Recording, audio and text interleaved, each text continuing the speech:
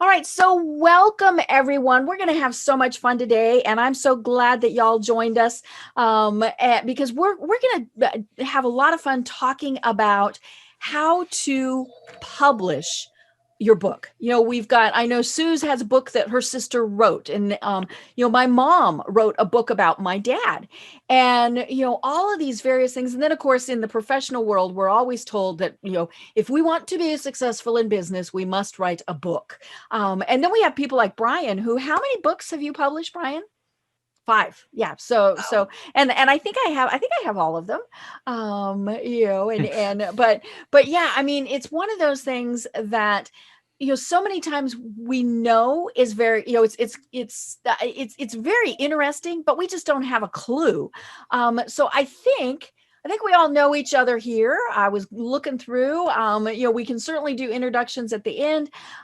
Make sure to put, how you'd like to be contacted in the chat feature, LinkedIn, email, whatever, all those various things. And we'll save time at the end, maybe for everybody to give little updates about what they've been doing. But with that, I'm just going to turn it over to Tara and let you go to town, darling. All right. Well, actually, I was going to suggest it might be helpful to me to actually know who everybody is. That's true. You haven't been with us for a while. So even though you're in the Marsha corner, which is normally who has to go first, we're going to skip. So Matt, unmute yourself and do a quick introduction. And if you can also just let me know what your interest is in regards to publishing, if you have something written that you're interested in, or just interested in the information. My name is Matt Schuler, and I'm the owner of the Jackson County Star. So I publish things every week. I'm a weekly paper, but you got to have a retirement plan, don't you? And some of the things to get to that is what I'm here to work for. And just FYI, I may have to jump out a little early because I've got to get to court because I do own the newspaper. So, and they only hold court on certain days up there because the judge travels. Very cool. Very cool. All right, Jerry, go for it. Hey, I'm Jerry Dance Mavis. It does say Hunter still, and I figured out why. My grandson is in Zoom class. So he's on first, and he uses my internet and everything. So you're going to see me as Hunter, not the gatherer. But I am a patient advocate, and I have been in the last year processing and developing a book. The book I have is, instead of most of the books on caregivers that come out are always about, how you're going to be a caregiver, and here are the steps and here's the things, but no resources are in there. They're just stories of me. I was the caregiver, and so what I'm doing is I'm taking several stories from several people, and I'm developing them about what they're going through and frustrations they had and how we solved them. And then giving them the resources. I'll have a whole chapter for resources, who to contact and, how to get a hold of, these back resources for them. I'm still working on it, but I do want to publish it. And I haven't decided whether to go with an ebook or, a paperback or what yet. So, a lot of that would be helpful for me to make a decision of how I should do it. Right now, it's not real thick, but, once I start putting in the resources and things like that, I think that, and then explain how those resources help, and so I think the book will get bigger, but that's what I'm hoping to get out of this today. Perfect. I love it. All right, Mr. Basilico, go for it. Well, I'm Brian in Aurora, Illinois. Wayne's World, party on. Excellent. Woo, woo, woo, woo, dude. I just wanted to say hi to Tara because I haven't seen her in a while. and Deb and Judy and Annette Hunter and Matt and I see Suze. I feel like I'm at Romper Room. But no, I've written 5 books. I've learned from Tara, actually. So I've seen her speak, and she's got good stuff. So hey, you can always continue to learn, right? I want to find out what's new. What's new in the world of publishing that's exciting you. So Brian, did you first introduce me to Tara? I don't know. Since you guys seem to know. It is a small world. I Anybody just remember it's a small world. I met Brian through Facebook. Ah, okay. So it's my fault. Okay. Yes, exactly. Well, it's one of those kind of things, who knows who connected who, but all we know is we know each other. I know. I love it. Cool. All righty, sir. All right, Miss Judy, what's up in your world? Oh, she's Judy morning. in the sky with diamonds. I know she is. She is. Oh, Judy I in the sky with diamonds. Don't I wish? Hey, I'm Judy Taylor. I live in Rockville, Maryland. Longtime friend of Deb's. I knew Deb in Denver. I now live in Maryland near one of my children, and I have written a book. I'm basically a writer, communications specialist, content editor. And I also have an education degree. And so I look at the market, at what's bubbling in each market. I wrote a book many, many years ago, and I'd like to write another one. This was called Sports Math. And I don't know if you can see it. Hold it in yeah, front of yourself, it doesn't show because of the background. Oh, Yeah. Yep, there we go. Yep, there you go. It's Almost. got a sneaker on it. We saw the sneaker quickly. Okay, Yeah. a sneaker with all the sports things. It was a book about using math statistics to teach older children math Mhm. who had missed the early part of math. You cannot talk to 14 and 15-year-olds about count the number of cans of peas and take away 3. Doesn't work with them. So this was based on a teaching idea. I did a nonfiction piece last year, which was about human rights and women's rights, but the relevance is gone. The relevance in nonfiction just seems to disappear so fast. So I am eager to hear you speak this morning on the different types of books that can stay relevant longer than some of the things I'm running into with loving nonfiction. I love nonfiction, but to be a writer of nonfiction, that's a bit of a challenge. So Cool. that's it. I love it. All right. And last but certainly not least, Suze. Okay, can you hear me? We can hear Yep. you. I finally found the mute button. Yes, there you are. Hi guys, it's Suze again.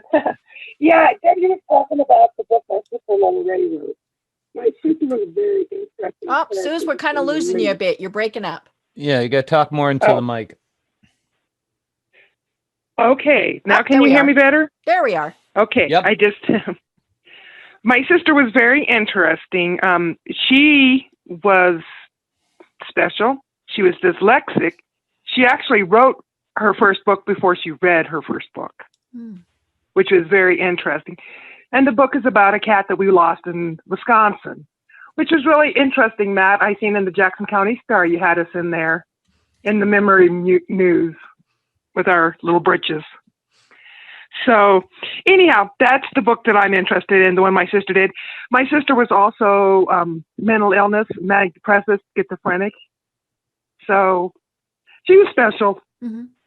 Well, and Matt, I'm not even sure, you might be too young to even remember Lola. Lola, I mean, she was, obviously I remember Lola, and she had her challenges before many people even recognized them, especially things like dyslexia, and and being in such a remote area. I mean, that definitely made things much more, as we said, challenging for her. But I always remember her with a smile and special in such a good way. So that'll be fun to see that book. All right. Well, Tara, take it back away from all of us. All right. So I'm really glad that we did this, because my main thing that I had planned to talk about today was really the different publishing models and the different ways that people can publish a book. And I'm going to try and incorporate some of the other things that we talked about, like Jerry, you were wondering about ebook versus paperback. I would tell you to do them both. Essentially, they come from the same source file, and it provides more formats for people to purchase books in. And so you're targeting different readers who have different reading preferences. There are a lot of people out there who have way too many books, physical books in their home, and I'm one of them. And so being able to add a few thousand extra on my phone is ebooks is very helpful. And that way I can pick and choose which ones I want to have physical copies of versus, ebook versions. So definitely that. But what I was going to talk about first was really about the different publishing models out there, because a lot of people, they have a manuscript and they know that they want to publish it, but they don't know how to get from the thing that's on their computer to the thing that's on somebody's bookshelf or on somebody's phone. And so essentially there are three primary different publishing models, and they each have pros and cons. And so what you have to figure out is which one is right for you and your specific needs and what you're trying to accomplish with your book.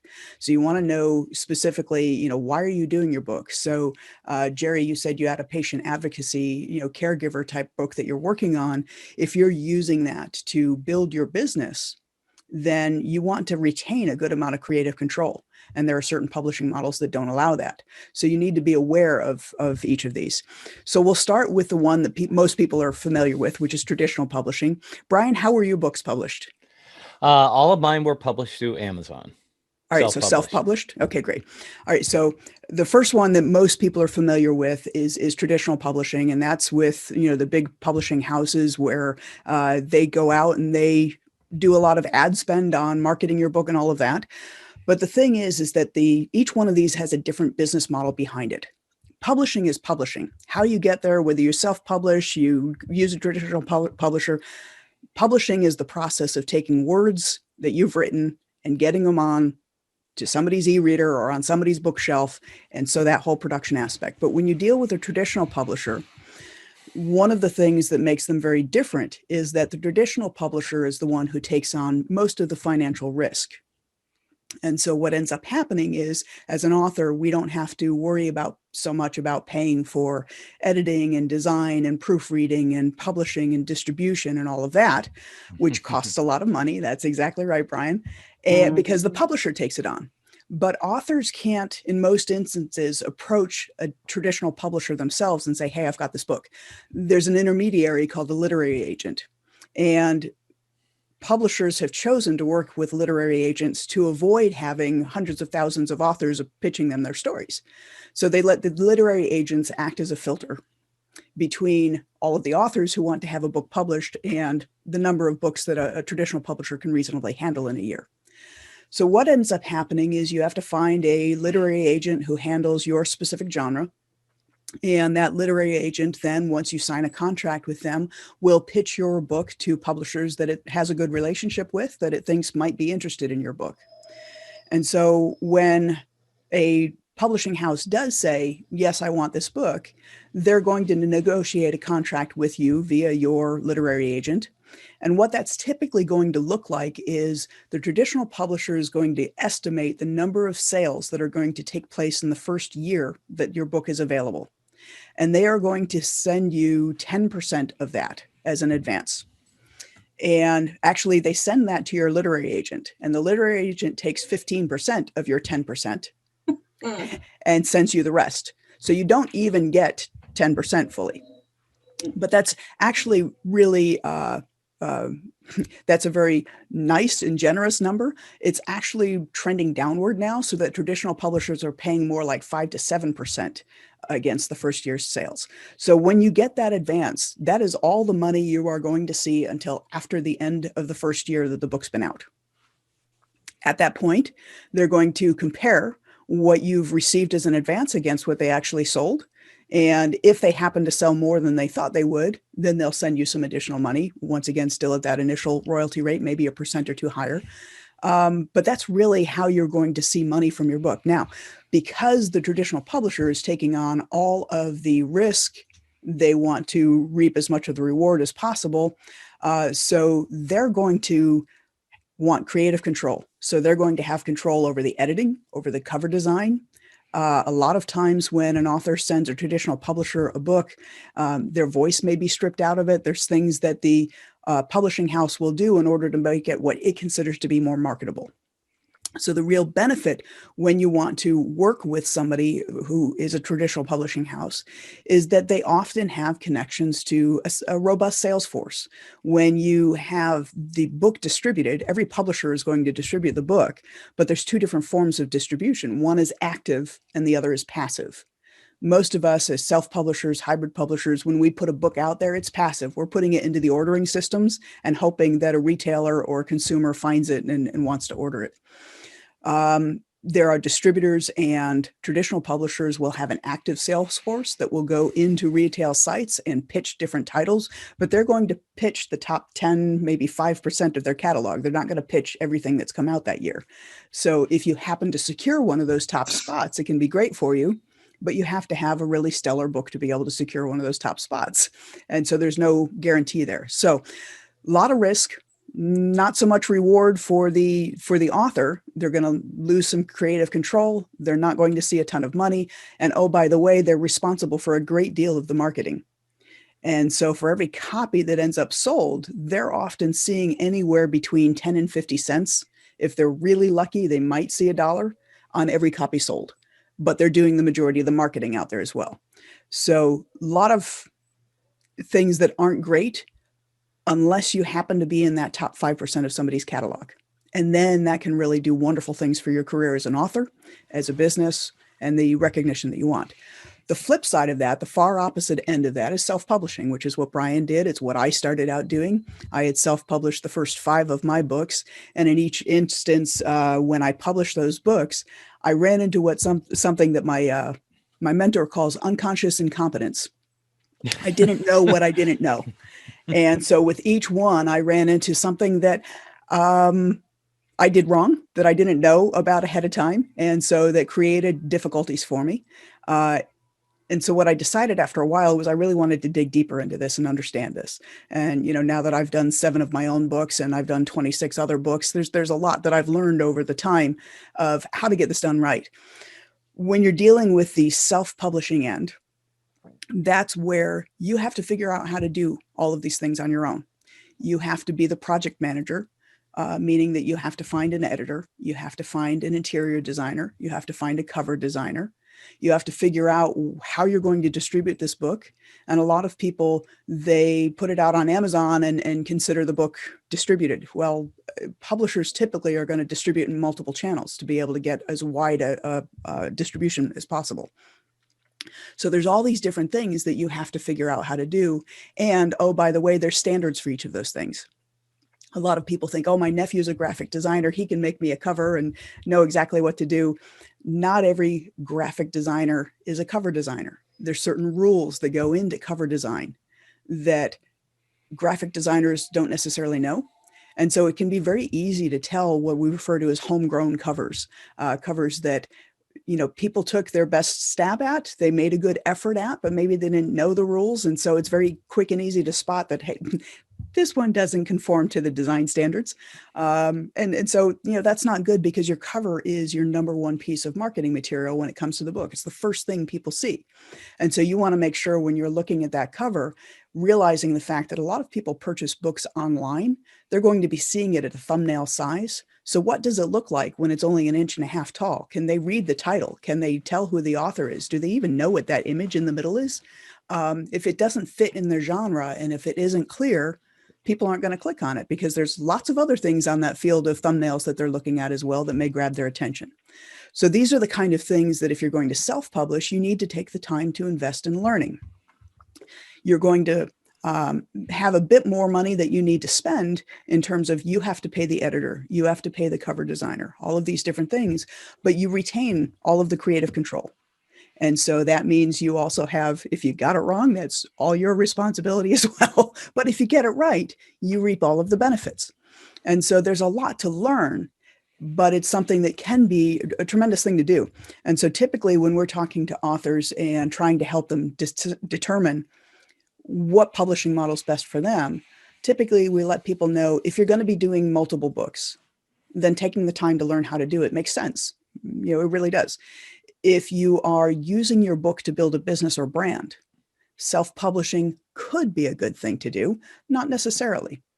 because one of the things you want to keep in mind is that you want that professional aspect. You want the first impression to be a very positive one. So you want to make sure that you didn't run into any of the design issues. We have something that we refer to as invisible design.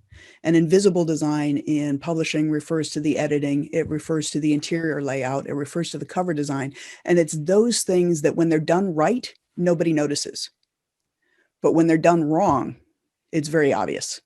If you've picked up a book and the cover was great and you opened it up and the editing was awful, how far into the book do you go before you put it down and move on to something else? When those invisible design standards aren't met, it reduces the saleability of your book. So those are kind of the things that you need to be aware of if you're going to go into self-publishing. And keep in mind, when you self-publish, you're essentially starting a business as a publisher. And so you have to treat it as if it's a business. You have to pay attention to your expenses. You have to pay attention to your income. You have to know what your inventory is. So there's all these different things.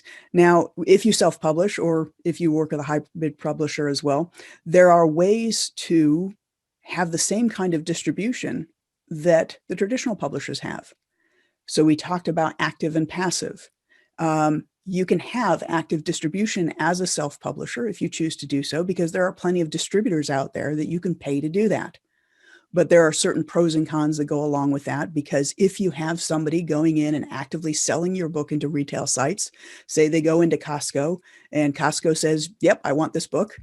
Well, suddenly you need to be able to send them within 24 to 48 hours, 1,000, 2,000 books.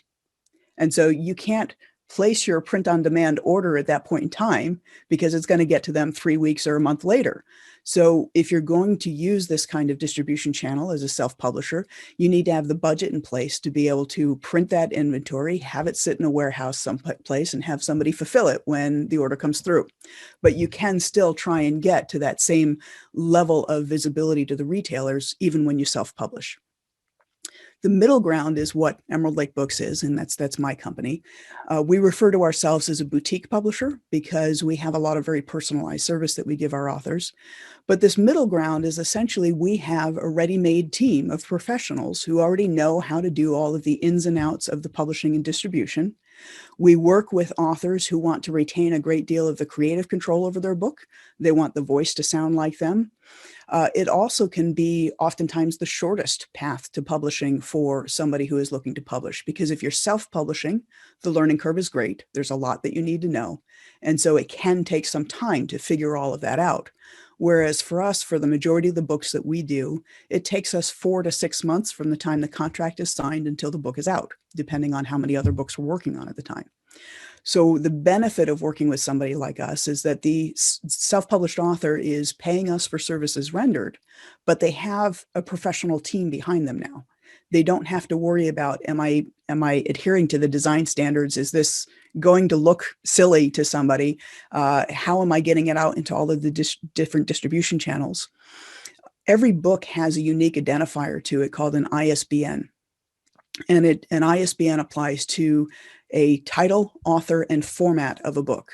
So a paperback book is going to have a different ISBN than an EPUB, which is going to be different than an audiobook, which is going to be different than large print and different than hardcover. So the same book can have 5 different ISBNs depending on the different formats you have. And in that ISBN, which is an International Standard Book Number, there is a section of that relates to the publisher.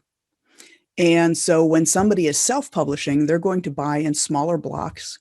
And so what ends up happening is that publisher identifier gets associated with a one-name author, one-title book. And as a result, retailers are familiar with looking up those publisher IDs and will actually know when somebody is single title, single author publisher. And so they're less likely to take a chance on somebody than they are when they see that that publisher block belongs to somebody who's doing multiple books, multiple authors, and therefore probably has the experience and the know-how to do the quality well enough. And so they're more likely to be open to taking a chance on something like that. So there's a lot of different benefits that can come from working with a hybrid publisher. Usually what I do is I make this analogy of, I can do my own bookkeeping. I can write out my own tax forms and all that neat stuff. Is that the best use of my time? No.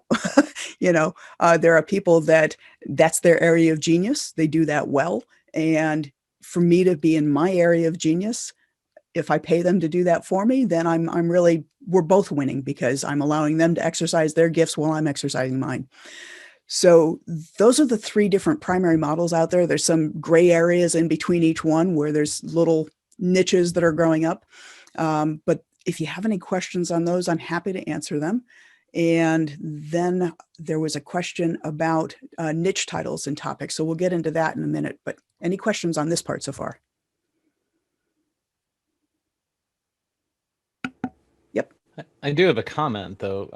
I obviously on the podcast, we've talked about this numerous times, and I've always heard it as self-publishing, hybrid, and then, true publishing. Do you consider yourself a hybrid? We are a hybrid publisher, and true publishing is a holdover from those who Right. love the 90s.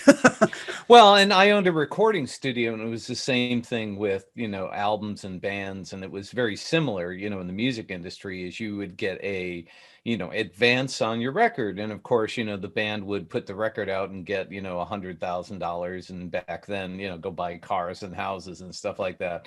And what they didn't realize at the time is that advance was against sales, and if they didn't sell enough to get the advance, they would actually have to pay the money back.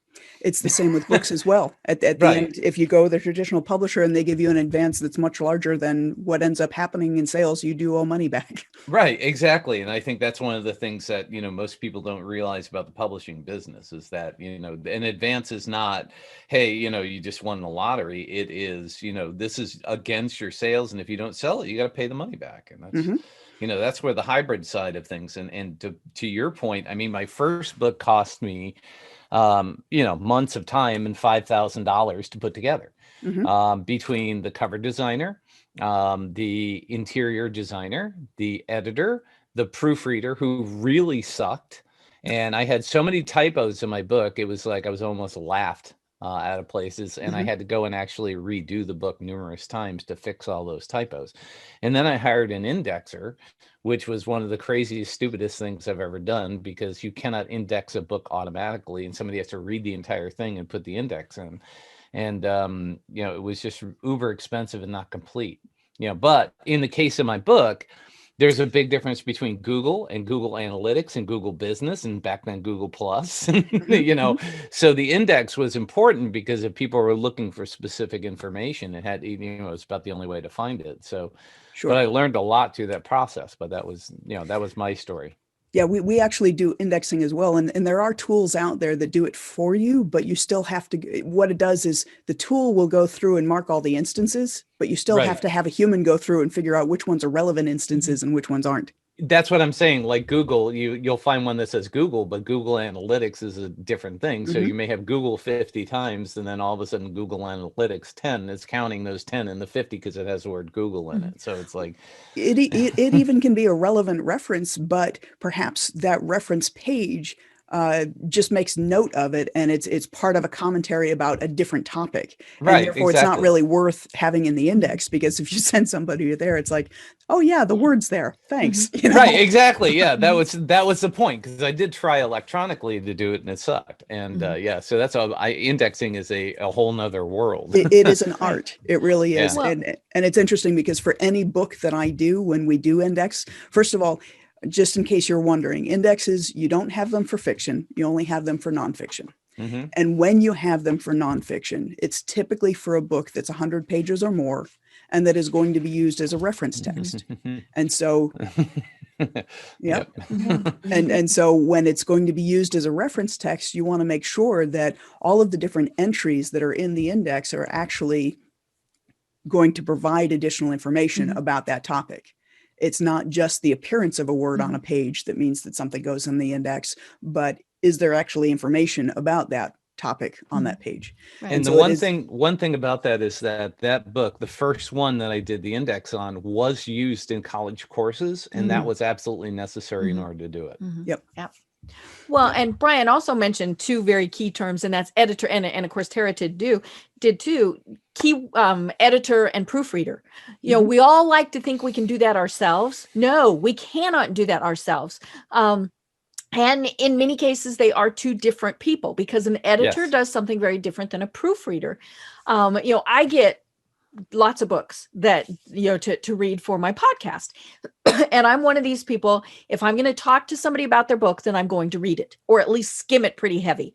And I can't tell you how many times I have gone through and discovered that this was a self-published book. Mm-hmm. And clearly they tried to edit it themselves, or they had someone who didn't know what they were doing, and or they didn't have the proofreader. And I'm one of those people that then I get caught up in that. I start looking for the errors as opposed to reading what the content is. Maybe I should be a proofreader. I like menus. But menus with errors are yeah, and of course, when it's a nonfiction book that I'm supposed to be talking to somebody about, whatever the topic is, business related. To me, the what starts going through my mind is, how good are they at what they do if they can't even spell marketing right, or some things like that. And so that's just where it's so important to really make sure that a professional person who knows what they're doing goes through it. And that's something important to understand as well, is not only the difference between an editor and a proofreader, Mm-hmm. but there are actually 3 different kinds of editing. Mm-hmm. Mm-hmm. And even editors don't really agree on the names, but the names that we use as a standard is Mm-hmm. there's a development edit, which looks at the structure of the book Mm-hmm. as a whole. And does this work? Does Mm-hmm. this, are there missing gaps? Are there loose Mm-hmm. threads that need to be tied up? Do you start something and then totally drop it in the middle and come back to it 276 Mm-hmm. pages later? Those types of things. Then there is a content editor. A content is going to look to make sure that your paragraphs make sense and look at punctuation and grammar, things like that, but not necessarily looking at the flow of the book as a Mm-hmm. whole. Then you have a line editor who is just doing grammar and punctuation. That's it, nothing else. And really going through and on a very small level, making sure that you don't have any typos or a missing word here or there or whatever else. And then proofreaders are really that, hopefully, if you've done everything else well, the proofreader will find nothing. But the idea is it's better that the proofreader find it than that Deb find it. And so you want to go through these different processes. So for any book that we work on, we actually go through a minimum of 10 rounds of editing if we're just doing a content edit, and 17 rounds of editing if we've done a development edit. And so, those are done with different individuals. Sometimes multiple individuals will see the book, multiple times, but they're not seeing it one after another. We also do things like we have computers or the phone read the book to us, because the computer is not going to insert what it thinks belongs in there. Mm-hmm. It's going to read exactly what your what's on the brain page. goes, ooh, it was TOO and it was supposed to be 2, but your brain fixed that. Yeah, so we have the computer read it to us or the phone read it to us while we follow along. And it's amazing how many things will jump out at you. And it's a great way of self-editing. If you want to, each of those editing levels costs more money, the more complicated it gets. And so if you want to minimize how much you need to spend on editing, learning some of these self-editing techniques, Right. like listening to the book while you're following along, can be a great way of capturing a lot of issues that saves having the editor finding it for you. How much does the editor need to know about the content? So say a marketing person is the editor for a marketing book. Clearly that's not going to happen with fiction, because, fiction's fiction. But how much do they need to know? Or is it a benefit for them to not know anything? It really varies. It's not that they need to know anything specifically, especially if they're doing a content or a line edit, because they're really focusing on clarity. Right. And so knowing the topic doesn't matter as much. But if they're doing a development edit, having somebody who knows that market as well is very beneficial, because they may come up with additional things that you've forgotten to add in, or suggestions as to how you can fix an issue that they found based on the knowledge that they already have about it. Brian, you had your hand up as well. Yeah, and I was just going to say, I think that editing a book is an art unto itself, and finding a really good book editor who understands everything. The way you laid it out was awesome. I've never really thought about it that way before, but I think that is key. Is the editor, what my editor did for me was basically take this disjointed voice and kind of pull it together into a cohesive chapter by chapter, verse by verse story that made sense, and would go in and say, hey, you forgot, you really need to talk about this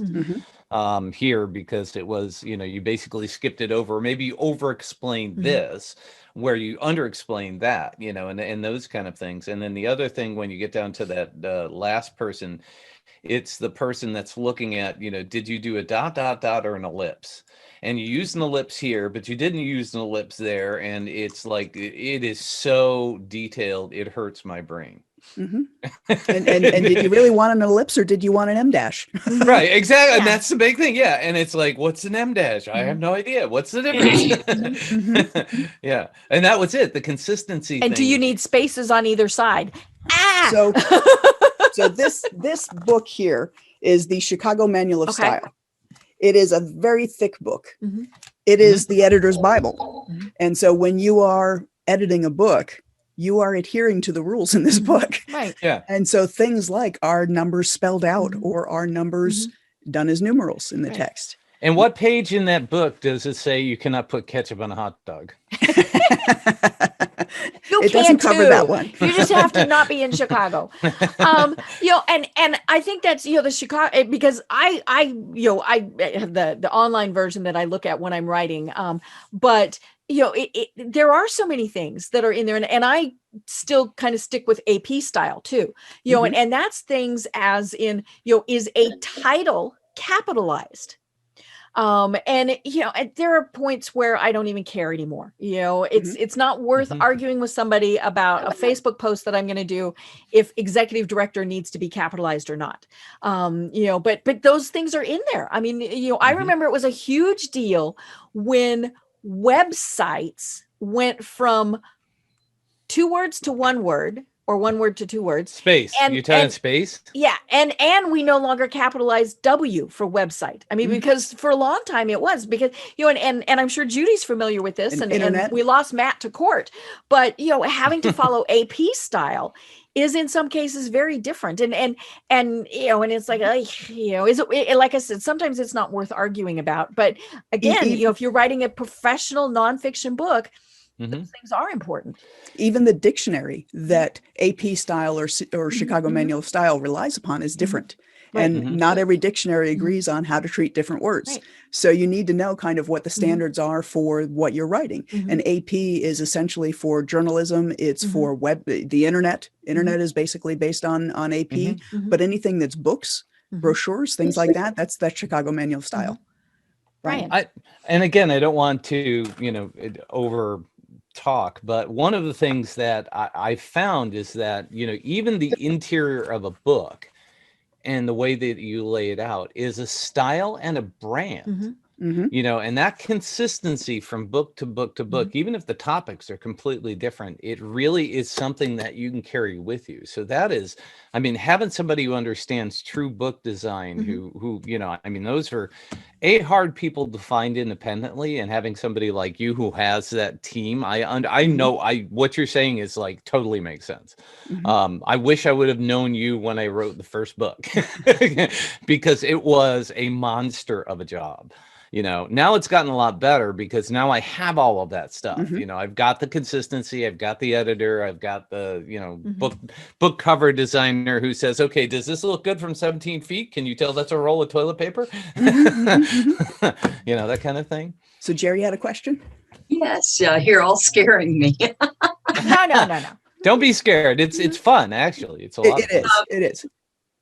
Yeah, it's just, I'm sitting here thinking, wow, there's a lot more involved than what I was thinking when I started writing this book, and I just wanted to get the information out to people because they're so misinformed or uninformed. And, but now I'm thinking, I don't know, it's really going to be a long haul. And, I want to do this and I'm going to continue to do it because that's my passion. But now in the writing process, you've got me thinking about different things that I've done in my writing process that now I'm thinking maybe I should edit what I wrote or go back and have somebody else look at it and say, hey, because I talk differently than most people and I say things differently than most, and I think out of the box. And it drives my husband crazy because I'll say something and he goes, where'd that come from? Or, I didn't see it that way, and so I'm thinking, am I writing it correctly? so that people then understand what I'm trying to say, because I think outside, and My my recommendation would be to finish the manuscript first. okay. Get down what it is that you want to be saying, unfiltered with what other people's feedback is. Because if you look for feedback sooner in the process, It's confusing. You may trip yourself up in trying to finish the manuscript. So I would finish it, and then I would work with an editor to do something called an editorial evaluation or an editorial assessment. And when you work with them on doing that, essentially what it's going to do is they're going to take a look at your manuscript at a high level and let you know if it works. And this it's not actually a form of editing so much as a high level review of it to make sure that it's something that is cohesive and clear. And they'll let you know where the problem areas are so that you can go back and work on them further. And it's different than a development edit, because a development edit, they're gonna tear it apart and put it back together for you. This really is more a high level, telling you where you're at with it, what more is needed, and how you can fix the issues that they see with it before you get into sending it to an editor. Right. But your type of book is actually the type of book that my company specializes in working on, because one of the things that you want to be doing is essentially you can be using this book for building your business, for building your brand. And so part of that is looking at what needs to specifically go in the book and what is going to change too rapidly, to Judy's point, that the book will no longer be valid 2 years from now. And so what we often will do is we will have the author talk about a specific concept in a way that is going to be evergreen, and then point to their website for current recommendations. And so it's a great way of improving the SEO for your business, because you're now taking people from your book to your website, getting traffic on your website that's unique traffic. It's also giving them the opportunity to get the most current information that you have to share on that topic. So I know one of the first books that I put out was called The Plan That Launched 1,000 Books. And it was a do-it-yourself guide to creating a book marketing plan. And it came out first in 2012. The second edition came out in 2015. And the reason I needed a second edition was because so much had changed in the 3 years' time. And that book really focused a lot on products and services I recommended using, and they were all in the book. Some of those products and services didn't exist anymore, so it was outdated. There were new ones that I recommended, so it was outdated. When it came time to do a third edition, I opted not to do it simply because it was intended for people who were doing a lot of DIY work. And that was no longer the business that I was building. I was trying to build relationships with people who wanted to work with me. So it wasn't attracting the right audience anymore. So instead I did Publish with Purpose, which is really talks about our methodology and how we work with authors. And specifically, we focus on goal setting for the authors. And there's 3 primary goals that we look at. One is their goal for the reader. So why has the reader picked up the book? What problem are they trying to address? What outcome should they get from reading the book? The other is, what is your goal as an author? Meaning, what are you trying to accomplish? Why have you written this book? Do you want more leads? Do you want more visibility? Do you want more sales? Are you just putting it out there because you want to build a community? You want to educate people, and that's it. The last one is a little more esoteric. It's about the goal that you have for the book itself and the impact you want the book to have. So what do you want the outcome to be? And for some people, it's one of our authors takes his book sales and donates it to a charity that he's very closely associated with. And so for him, that's the important part of it. So really understanding, not in terms of readership or brand, but what really brings you joy about writing this book. So we focus on those 3 different goals and help the author achieve each one. We have an exercise we do early on in the process, which is the Dear Reader letter. And that exercise is about writing a letter to your ideal reader, introducing them to the book and what you hope they get out of it, and making a promise that if they invest their time and money in reading the book, this is what they will receive from it. And we give that letter to the editor, so that as the editor is going through the book, they can actually make sure that the book delivers on the promise to the reader. And it's a great time to be able to shore up any weak points if it's not really delivering on that promise. And we go from there. The Dear Author letter is one we do later on, which is around the author goal, but focuses really on Where is the author now? Where do they want to be 18 months from now? And how do we help them get there? What marketing plan do we need to put in place in regards to the book, but also in regards to how the book fits into their business and brand to help them accomplish those goals? So Judy, that goes a bit to your question, and I want to make sure that we hit on it about, what to do in terms of having evergreen content. Part of it is making sure that the evergreen part is the part that's in the book, and anything that's changeable is a resource that you can send them to. It's a bonus. It is additional resources on your website, those type of things. But part of it is doing the research ahead of time to know how compelling a given topic is. There's a course that I have that's called Failing Faster to Succeed as an Author. And the whole point of the course is to do the research ahead of time to figure out what there's a market for and how strong the market is and how much interest there is in it. Because if it's not one that you can uniquely fill that niche or that gap in that market, then chances are that's not a good book for you to be writing. And so there's a lot of time work that you can do ahead of time just in terms of researching the existing market to figure out if there's a good spot for your topic or not.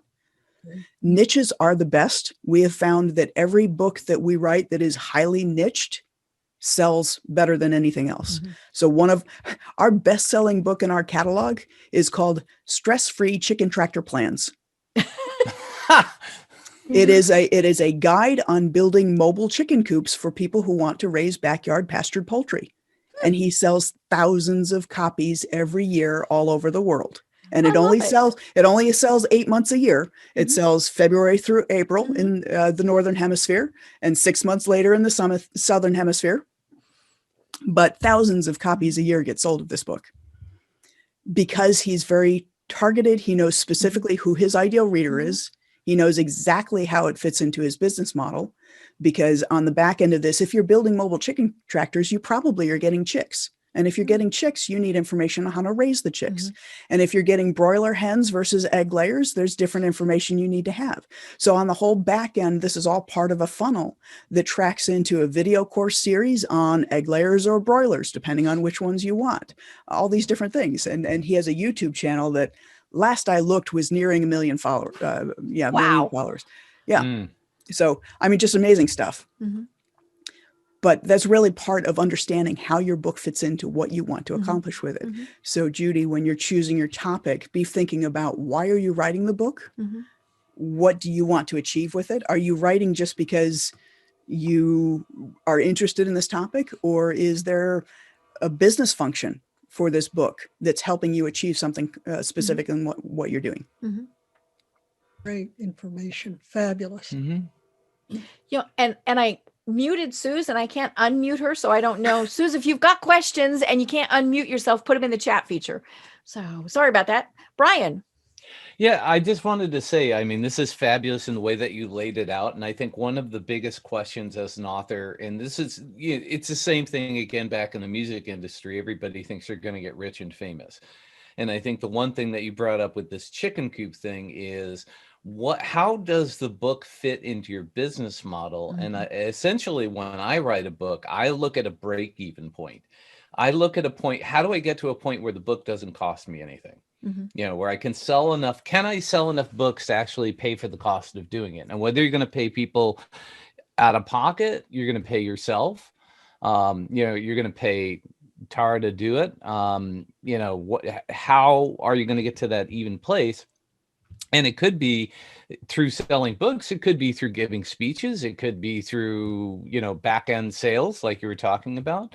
I mean, I think all of those things are questions that you have to ask yourself is, what's the end game? Mm-hmm. I always suggest for any nonfiction book that book sales is the wrong metric to worry about. Right. Book sales, actually, if anything else, you could be giving your book away as marketing material. Mm-hmm. Just put it, it's an advertising expense for your business. The idea is how many new customers do you need to have? And what's the lifetime value of a customer to you? And so when you're thinking about a book that's building a brand, now, of course, that's not going to be the case when you're doing a memoir or doing a children's book or, things like that. There are other aspects that you need to look at. But if you're writing a book to build a business or brand, definitely it's about what else, what part, where does this fit in your funnel? Mm-hmm. Mm-hmm. Right. Yeah. And that's huge. Right. quick, fast, Tara, put your contact information in the chat feature. I did put the link to Emerald Lake Books, but please put your email, if that, your phone, whatever you prefer, because I think we do have people that, that definitely want to contact you.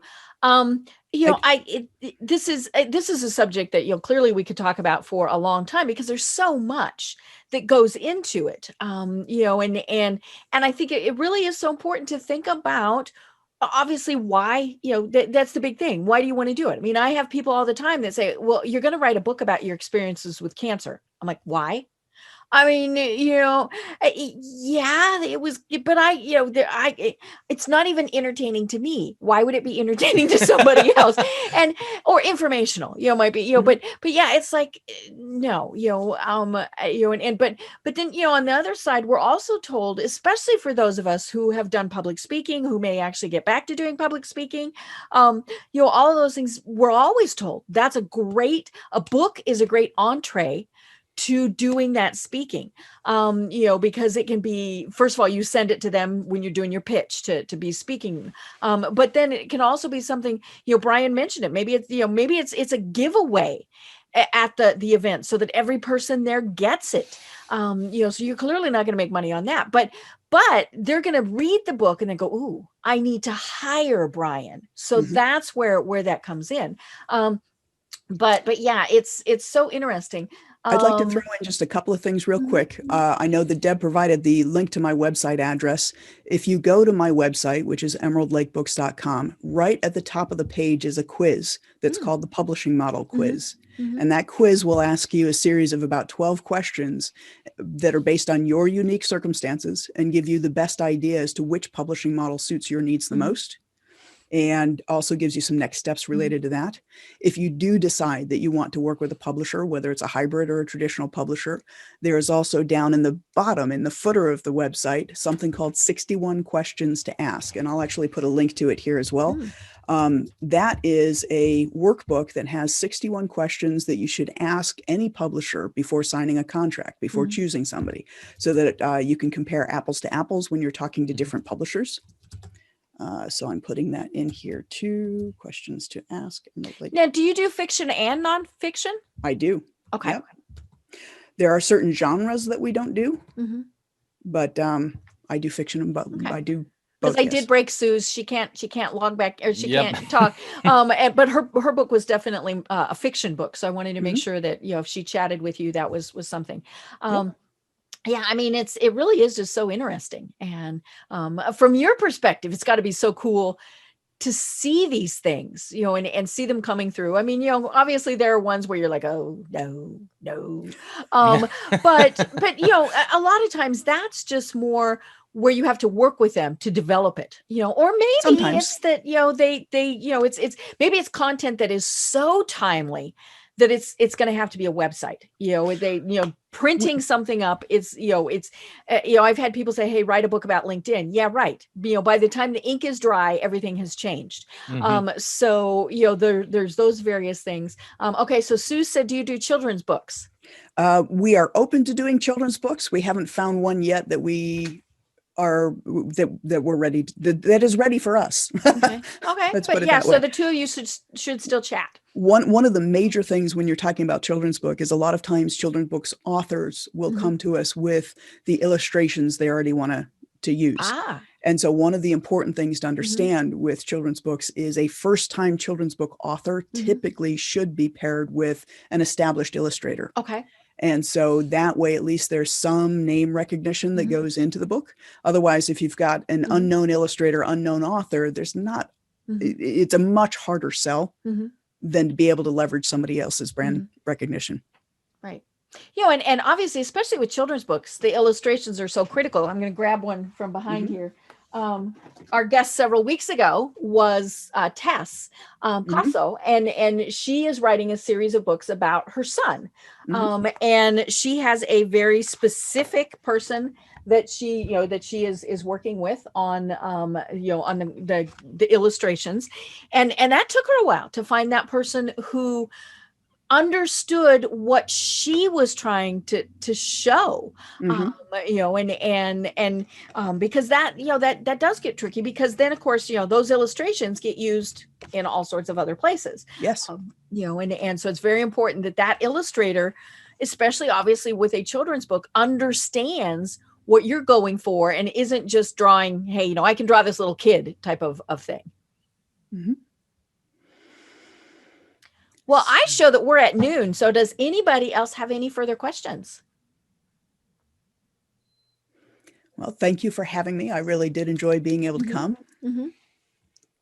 Great. I love it. And Sue's just posted that Lola did the drawings. And so, that might be a little bit different because she's also the author. So I think that's a very cool concept. I love that idea. It can be. I'd certainly be open to taking a look at it.